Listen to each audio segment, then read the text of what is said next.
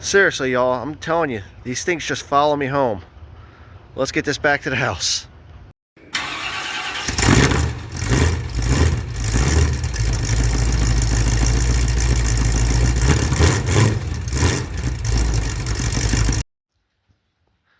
Yeah, we got another red-headed stepchild saved from the scrapyard. Quite literally, actually, I saved this one from the scrapyard because somebody dropped it off. It has a seized engine, possibly transmission seized. We are gonna find out real quick.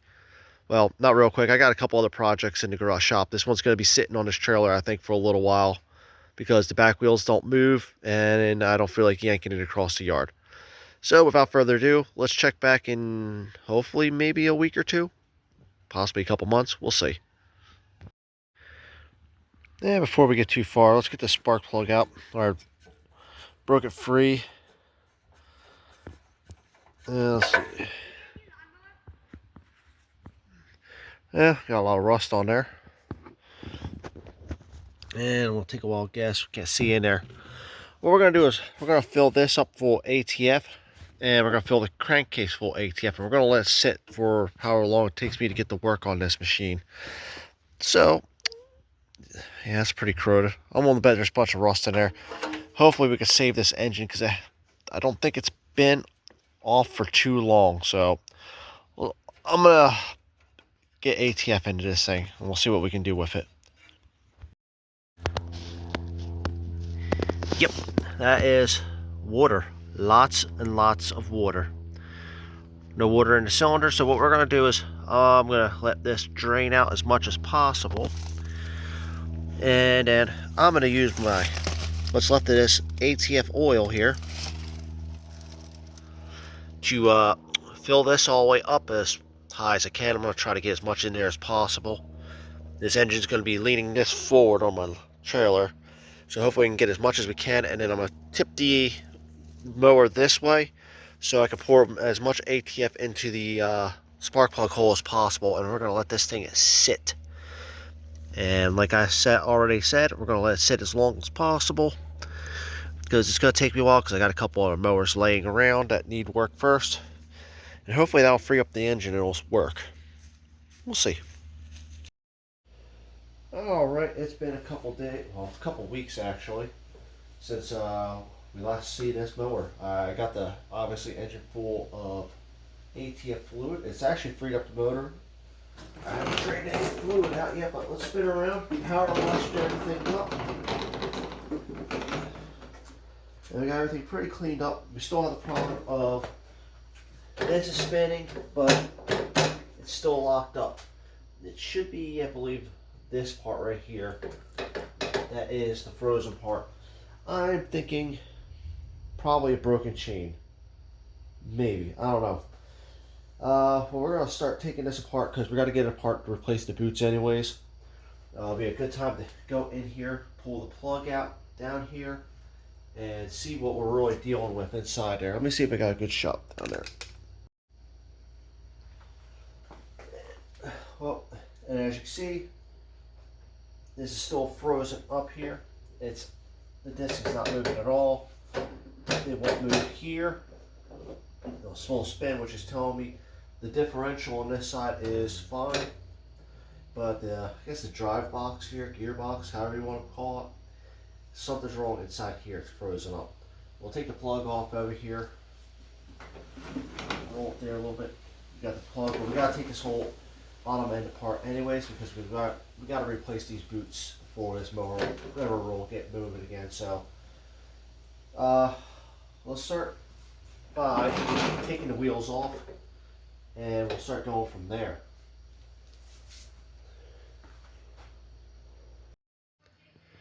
Alright, it has been a couple weeks, possibly a month, more or less, probably more. Anyways, I went ahead and pulled the plugs on the differential and the chain drive here. This doesn't feel too bad. It feels well lubed and everything like that. This one is actually really bad. I can stick my pinky in there and I can actually feel what's left of the chain. It feels like it's jammed up in here, down in this corner. I can feel the chain over here. So this is the chain drive's definitely got to come out. We got to pull it apart, replace the chain. Got the new chain on order already, along with new boots. On the plus side, ATF seems to be working. The engine does move.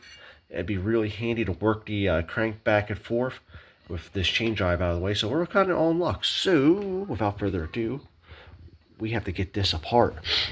We're going to start with the wheel here. We're going to take this bolt off here. Remember, from before, the last snapper we did, this is a wedge bolt. So let's get this wheel off next.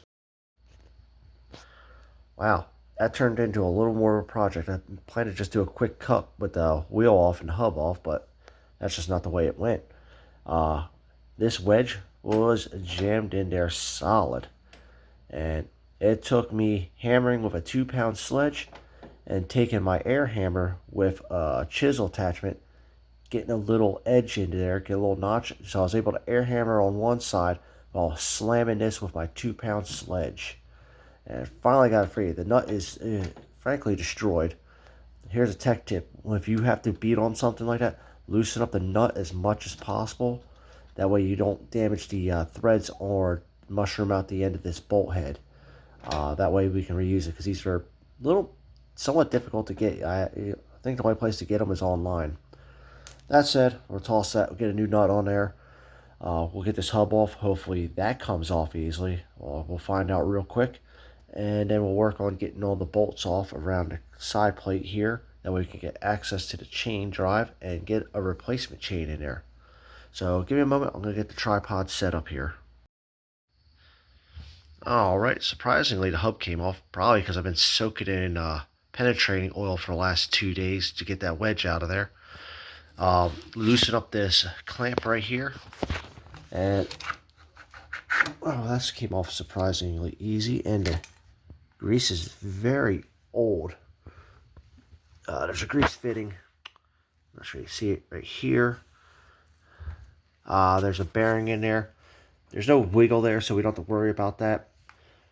But yeah, that grease is definitely old. So we're gonna get these bolts off the rest of the weight. We got one right there that actually has a nut on the back side. A bolt up there, bolt here. For this support piece right here, there's a nut on there I've already taken off. And then we'll go all the way around.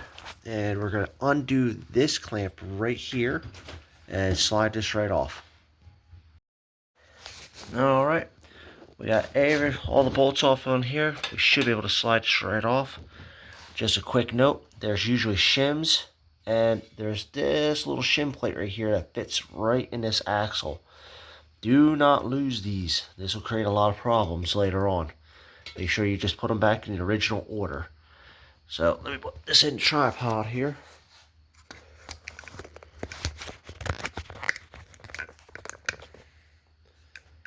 There we go. That actually went really well.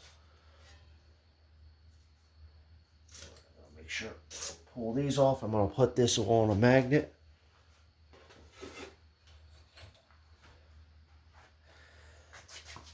And we're going to take the old one, clamp off for the boots here. We're going to save that for later because we'll use that for the new boots. Now, let me lower this camera down.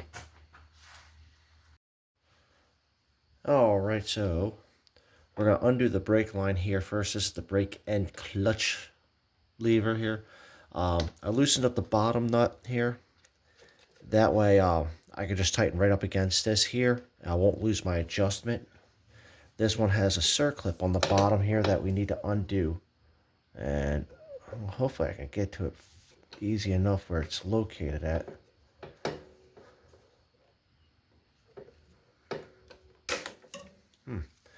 It is on there pretty good. Might need my bigger circlips here.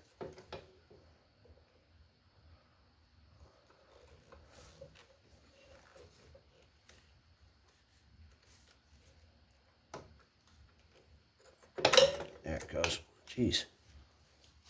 Alright. Find that again later. So we're going to undo that there. Take this nut off the rest of the way. Slide it right out of that small slot there. Next, we undo this bolt here. This is for the shifter. This helps slide this back and forth along this axle shaft here. And then I'm going to loosen up this bolt here because we got to get this. There's a piece that rides on this rail back here that you can barely see. And there's not much play in there. But if you take this off, possibly you have to do the other side too. But it should be just this side I think I did last time. And you should be able to just lift it out and slide the box off of here. So I'm going to go get those bolts loosened up next. Alright, we got the bolt done, everything off, and it's just a matter of fighting this thing off of here because it doesn't want to move at all. She might need a gentle persuasion. There she goes.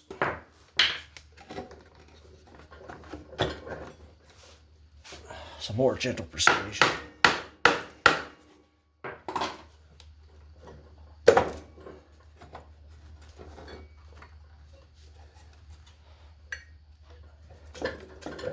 Come on.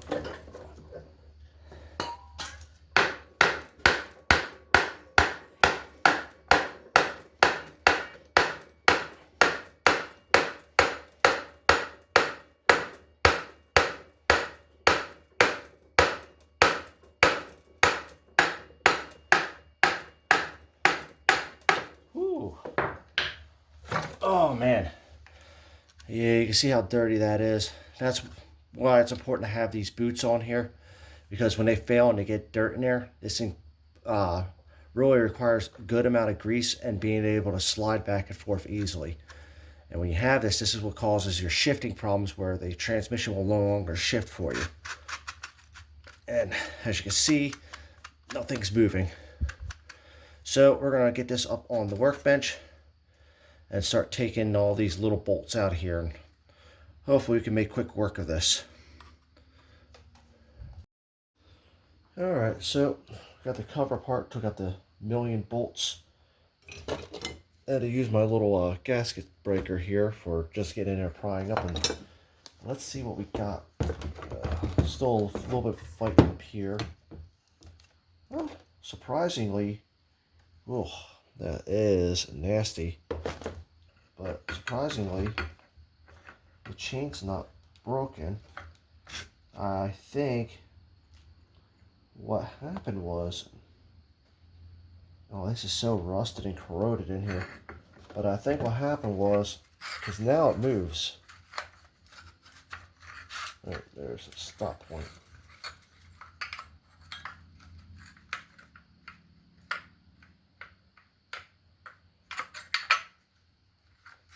Oh yeah, that's what it is. It's super corroded. We're going to have to... This is probably what's left of the original grease right here from the factory. Which means the differential is probably not in any better shape. I'm not going to tear that apart though, because that actually still works. But I will probably put some cleaner in there, wash it out, try to get as much of this stuff out as I can. So the chain's good, it's tight. It's got rust on it, but it's not that serious. The gasket's ripped now. I can make a new one of these. It looks like a basic cork gasket. I'll try to peel off this gasket, that way I can line up, make a new gasket out of this. And we're going to get the cleaning on this. It's going to be a moment. So, in the next scene here, you're going to see hopefully either something really clean or something burned into the ground because I've gotten so frustrated with it. We'll see. Okay, so we got the first boot on. Went with the nice rubber boots. I applied some grease in there if you could see it. Well, a liberal use of grease. We got our chain drive back together, and everything works as it should. I just soaked the chain in Croy oil. It's a couple different kind of penetrating oils. Cleaned up the whole inside. We'll put the double aught grease that's supposed to go in here later. Applied some grease to the ends. Cleaned obviously this out. Cleaned the axle shaft out. And apply some grease in here too to hopefully aid in everything going smoothly back together.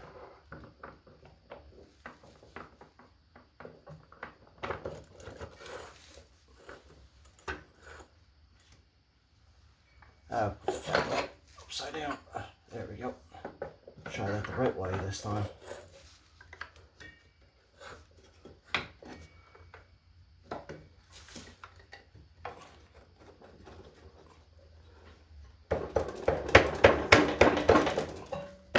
There she goes. All right. Slide everything back together. Basically what I'm going to do next, I'm going to do it off camera. We're going to get these boots on here. Get the new boot on this side. Put generous amounts of grease in there.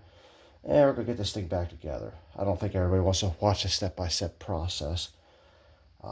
If you do, well, I'm sorry. Comment below and we'll come back to it another time. Solid point here. Don't forget your thrust washers. This one's got a hexagon cut in it. It's meant to go inside the axle here. Just slide it in there. Make sure it's nice up in there. Well, there it goes.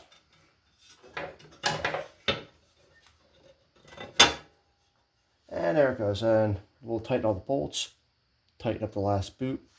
There is, take the camera. When you slide everything in, you got a little groove right here. So when you put your boot in here, you can tighten it down on here. So we'll get all this together, get all these bolts back on here in reverse order. And then we'll adjust the clutch. I think it's probably not adjusted too well anymore.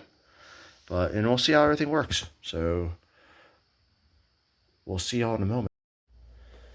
All right, we got everything back together. And the chain drive finally works. Which makes me happy. I mean, I soaked the chain pretty good. But I'm going to do, instead of double aught, the snapper double aught grease, I'm going to put a 75 140 in there. It's a pretty popular conversion that people do for these chain drives and the gear drives on here. And I used it on my last snapper and it worked pretty well. I liked it. So I'm going to go ahead and dump a bottle right up to the seat holes here. As you can see, you just fill it up here. And there we go. Sorry about that. There we go. And you just fill it up to the bottom of here. And that one, you don't fill up nearly as much. And then we're going to do some clutch adjustments here. The brake works pretty good, but the cable needs to be adjusted, which I think I showed in the last video. If not, I'll show that once I get when I get this mower back down on all four wheels. Back tires are holding air, front tires are not, so that's another thing we got to take care of. So, without further ado, let's get this out of here and back on all four wheels again. Alright, so ran into an issue. We got the engine freed up and spins freely now. And I went to go pull on the pull rope here, and it pulled all the way out and would not go back in. I was like, okay, maybe the spring's broken, who knows. Undid all the bolts, gave it a slight tap, and a bunch of dirt fell out. And the rope went right back in. So I was like, okay. So we pull out, and we have mostly just dirt. And a lot of dirt. So I'm going back to the suspicion that this thing may have been flooded. I think this thing was completely underwater. Matter of fact, the more I look at it, because that's a lot of mud high up. What I'm going to do is take the cover, obviously leave this cover off. I'm going to hit it with the power washer and blast all this mud out of here. Because even if I got it running, there's a lot of crud in there. Even if I got this running, all this mud packed into these fins is not good. It'll cause the engine to overheat, and that would be bad too. So I'm gonna wait till daytime. I'll get the power washer out. I'm gonna wash this down and see what. Hopefully the coil still works, and we'll go from there. Because it shouldn't be too much to get this thing running. It should be just a single wire kill on this. Nope, it's getting out of focus there. Should be a single wire kill. So let's get this washed and get this back in the garage here. Okay, so we got the power washing done. All the mud is off here now. I think the next thing we're going to be checking is whether or not we got spark. And I'll put this back on here, make sure the spring is right on here. Wash the inside of there. Everything looks pretty good. It should spin over. Now, whether or not the coil is still good, it'll be a good question, because I'm guessing that was submerged in water. So, we'll get the cover back on real quick, and let's see what we got. Alright, let's see if we got any spark in this thing. I didn't see anything. Yeah, cool, it doesn't know. I don't know why. There it goes. Might have to cut the kill switch wire C too. Try one more time. Nothing. Definitely got compression out of there. Definitely knocking a lot of the oil out of the cylinder. Probably have to take. Let's see here. Camera.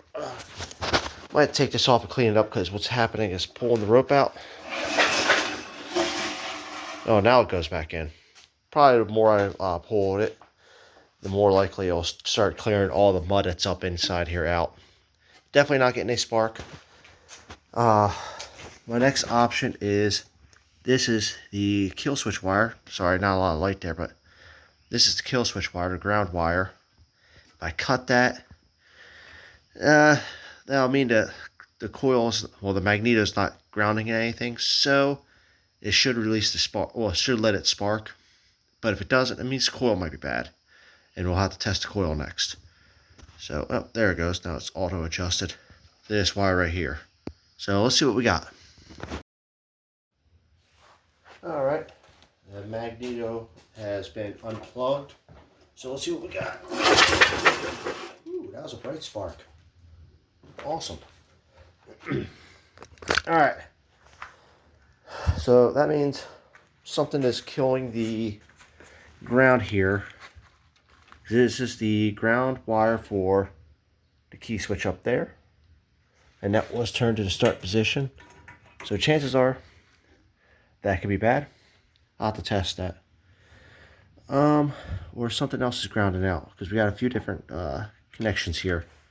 What I might do is just bypass it all and just make that key switch the on and off for the machine. You just switch it on, since it don't have electric start. It's not really complicated, and we'll just use that as the ground.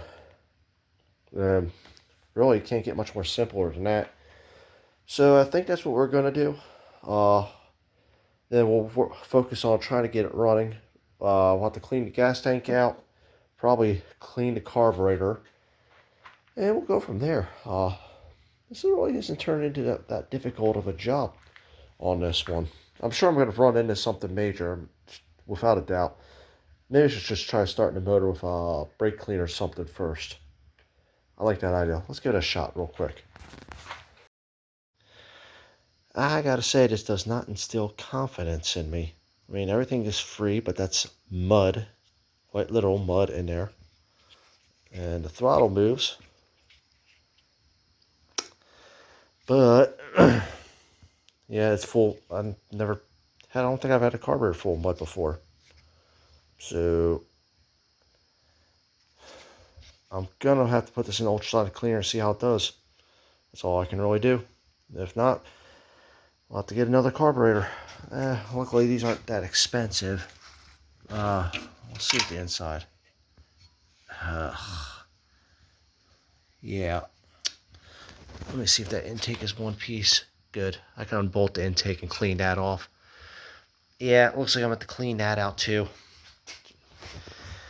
Oh, this is worse than I thought. Luckily, the inside of the motor was still clean. Like, it had a rust ring around it, but it wasn't rusted up. Oh, let's get that focus back. So that means the valve was closed when the water intruded and didn't get past that much. Still made it into the crankcase, probably through the engine oil, the dipstick tube there.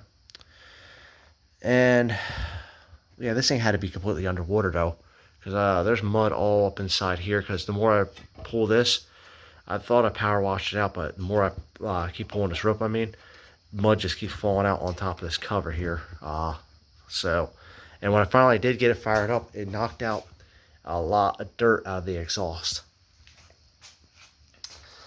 So this engine might be safe. It just had a lot of water in there. And when I say rust ring, I mean around where the piston rings meet the cylinder wall, where moisture got in. But this, I'm going to have to clean this out to make sure that doesn't get inside the engine and ruin it. Even though it's a old Briggs & Stratton L-head motor, I mean, these things, they're pretty phenomenal motors for reliability. Not much for efficiency on power, but man, they could just take a beating and just keep on going. But let's get this in the ultrasonic cleaner. We'll put it in there overnight, give it the best job possible, and hopefully we can save it. We'll put the intake in there too at the same time. So let's check back in the morning and see where we're at. Alright, carburetor looks better. Cleaned out inside, got all the crud out of there. Everything works the way it should. Nothing's bound up anymore. So I'm going to slip the carburetor back on there. I cleaned that out the best I could. I didn't want to take it off and have to replace the gasket since I don't have a spare. Best I could tell by looking down into the cylinders here, I think both valves were closed when this machine got flooded. So the rust it had in there was around the rings, because the engine broke pretty easily. So let's get this carburetor on here. We'll get the air box back on here next too. That way we can get this thing maybe running, hopefully. That'd be nice. Alright, carburetor's back on there. Make sure you remember where your linkages go for your throttle and your choke here. And make sure everything works correctly. Yeah, throttle's not exactly very responsive. Might have to be worked in a little bit. Alright, well, so we got everything on there. I think I'm going to hose it down in here some more brake clean, try to fire this engine up again and see what we get out of it. I think the valves are sticking, just judged by how it was coughing back the other day. That probably just needs to be ran, is really what it's going to come down to. So we'll open up the throttle, we'll spray some stuff down here, and see if we can get on video this thing running.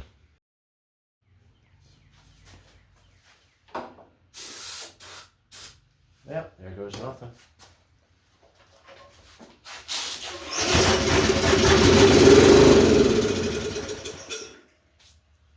Well, didn't cough out the carburetor that time, so I say that's a win. Smoky, but that's probably because of all the ATF I've drowned the cylinder in and WD-40 and anything else I could throw that's oily down in there. So it's going to be a smoky girl. Like I said, the last part of the video, it definitely kicked out a lot of dirt out of there originally. So I'm guessing when the water intruded, it brought mud into the exhaust too. Ooh, let's get the fan going though, because that is not healthy to breathe. Alright, so we're going to test the kill switch here to see if it works. We're going to set up on continuity on our multi-gauge here, multimeter. If you recall, in the last part of the video, let me see if I can get this turned up so you can see it better, because the speaker in there doesn't work no more. Yeah, that should work. Showing OL, open line. We had this unhook the coil to get the spark to fire off. So we're just going to hold against the wire that goes all the way up to the key switch here. And we're going to touch the key switch. And we got open line. Turn the key off. And we got continuity. So that will work as a kill switch for us. This is actually probably, this was how the original snappers were made. They had a switch, I think, I had a Comet, old Comet, years ago. It was a switch on the side. So that'll work right there for us. Alright, we got a runner, obviously smoking the oil out. And smoking all that out. We do have a fuel leak. We have one right here and one at the elbow up here. This one I could just put a hose clamp on. I already know what it is. This filter was just a little bit too small for this line, or I can get a better filter, either or. And this one is the elbow there. I'm gonna have to take a look into that one, see what I can do to make that seal better. Otherwise, It runs. Not perfect. There's still moisture down here. When I drained it out, there was still a lot of water in this tank. And I tried to get it all out. And I think that's kind of why it's popping and coughing. Not to mention all the ATF still in the motor. That said, kind of want to see if it moves. So I want to kind of get enough gas back in there. And you'll see that it will start leaking terribly again right there.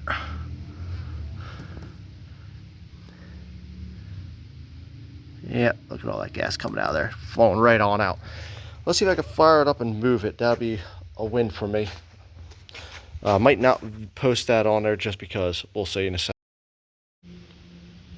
Now I know what you're thinking. How do I operate such a great machine as this? Well, first off, this doesn't have electric start on it.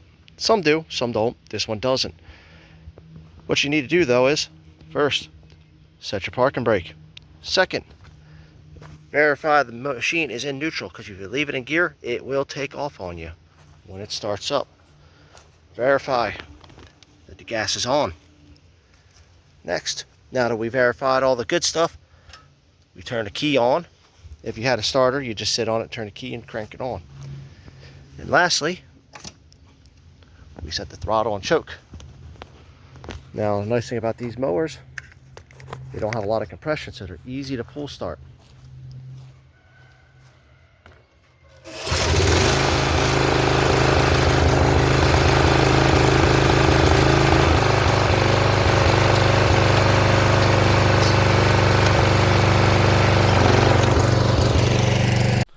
So let's get the bagger assembly on here. We're going to put the topper on here.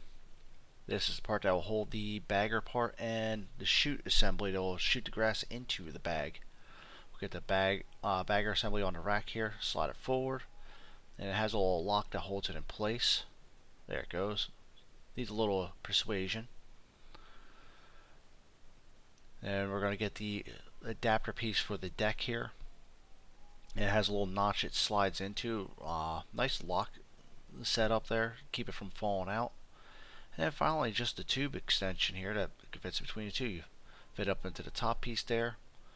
You slide it right into the adapter, and then it has a little metal latch there that locks into place. And that's basically it for setting the bagger up on one of these small snapper rear engine riders. So I went ahead and bought a new carburetor. Since this one was leaking so bad, it was just beyond repair at this point. So add that carburetor in with the boots, the filters, the multiple oil changes to make sure we got all the sludge out of the motor, new spark plug and associated stuff. I'm probably into this mower for a good 50, 60, maybe even 70 bucks. I know this is kind of a unique project. Very hard to find a free mower that's in this good a shape. Luckily this one ended up underwater and was fairly easy to repair though. Luckily no water got in the top part of the cylinder to really rust those rings up into the cylinder.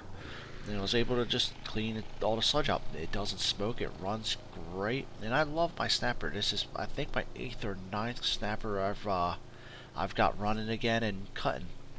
And they're such fun. Too bad they're such small machines, or I would keep one, but my yard's just too big to use it. With that said, didn't sell for a whole lot of cash. It's already been sold. It didn't take very long to sell. People love these machines for a reason. Basically, with being just a manual start or no electric start, that really kind of cuts down on the amount of people that want to buy a machine. They want an electric start. But the bagger assembly fully complete is a good selling point too, and that's what somebody was looking for. They wanted something simple, easy to run around, and that's what they got. So that said, I appreciate y'all coming again to another episode of Zombies Garage. Please like, share, comment below. Let me know what you think of this project, what you think of snappers in general. They're such fun machines, and everybody always seems to have a good story about them. So let me hear them. And we'll see y'all on the next episode of Zombies Garage.